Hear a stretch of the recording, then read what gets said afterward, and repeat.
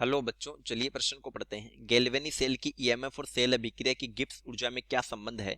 Galvanic cell से अधिकतम कार्य कब प्राप्त होता है? चलिए प्रश्न की मुख्य अवधारणा पे बात करते हैं।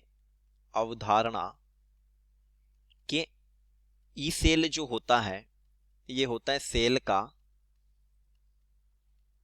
विद्युत वाहक बल। विद्युत वाहक बल यानी कि ईएमएफ,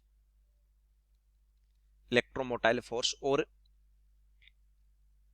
डेल जी है ये होता है गिब्स मुक्त ऊर्जा परिवर्तन। मुक्त ऊर्जा परिवर्तन। अब देखिए, सेल द्वारा जो किया गया कार्य होता है, सेल द्वारा किया कार्य ये होता है मुक्त ऊर्जा में कमी के बराबर। मुक्त ऊर्जा में कमी के बराबर, और यानी इसको हम लिखेंगे माइनस डेल जी। कमी हो गई तो माइनस डेल जी। वहीं सेल द्वारा किया गया कार्य जो होगा वो आवेश गुणा विभव के बराबर होगा। आवेश गुणा विभव। तो आवेश गुणा जो विभव होगा वो हो जाएगा माइनस डेल जी के बराबर। और आवेश जो होता है वो एन फेराडे आवेश। अगर सेल द्वारा एन फेराडे आवेश प्राप्त होता है, विभव हो गया ई सेल, ये हो गया माइनस डेल जी। यानी माइनस डेल जी का मान आ रहा है एन एफ ई सेल, और यही क्या है?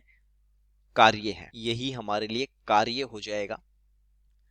अब देखिए, बात करें अगर डब्लू मैक्सिमम की, डब्लू मैक्सिमम, तो डब्लू मैक्सिमम की स्थिति में ई सेल जो होगा ये होगा ई नोट सेल।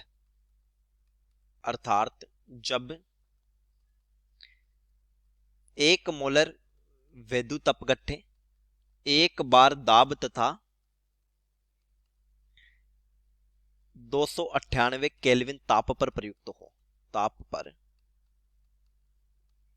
प्रयुक्त हो, तो जब सेल की अभिक्रिया 1 मोलर वैद्युत अपघट्य के लिए एक बार और 298 केल्विन ताप पर संभव हो, तो उस स्थिति में, तो इस परिस्थिति को नाम देते हैं मानक परिस्थिति, और ये हो गया मानक विद्युत वाहक बल।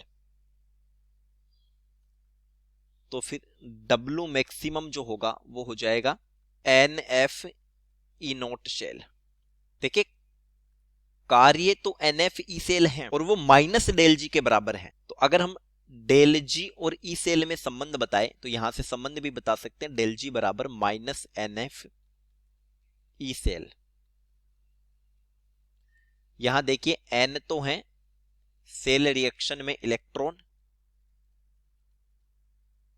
और एफ होता है फेराडे नियतांक जिसका मान होता है 96,500 कूलाम। फेराडे नियतांक। चलिए, उम्मीद करता हूं समझ आया होगा। धन्यवाद।